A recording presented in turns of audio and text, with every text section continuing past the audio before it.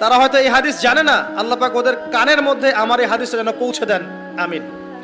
নবী সাল্লাল্লাহু আলাইহি ওয়াসাল্লাম বলেছেন, আমি মেরাজের রাতে যখন গিয়েছি তখন এক শ্রেণীর মানুষকে দেখেছি, ওদেরকে শাস্তি দেয়া হচ্ছে। কি শাস্তি? জাহান্নামীদের রক্ত এবং পুঁজ ওদেরকে খেতে দেয়া হচ্ছে। জিবরাইল আলাইহিস সালামকে জিজ্ঞাসা করা হলো যে এরা কারা? তিনি বললেন, এরা আপনার উম্মতের সেই সব ব্যক্তি যারা মাদকদ্রব্য সেবন করত। আল্লাহ রাব্বুল আলামিন তার হাবিবের মাধ্যমে জানিয়েছেন, যখন কোনো মুসলিম মাদক সেবন করে বা কোনো ব্যক্তি মাদক সেবন করে তখন 40 দিন তার নামাজ কবুল হয় না। এরপর যদি সে তওবা করে তাহলে আল্লাহ পাক তার তওবা কবুল করবেন ইনশাআল্লাহ।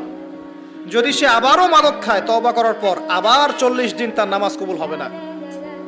যদি সে আবার তওবা করে আল্লাহ পাক আবার তাকে মাফ করে দিবেন।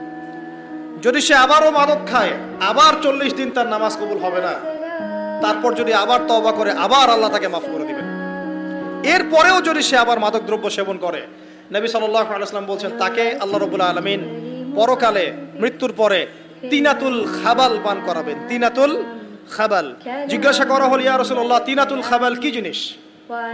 নবী সাল্লাল্লাহু আলাইহি ওয়াসাল্লাম উত্তর দিচ্ছেন, এটা হচ্ছে জাহান্নামীদের রক্ত, মাংস, এগুলো পুড়ে পচে যে রসটা বের হবে, এটা হচ্ছে তিনাতুল খাবাল।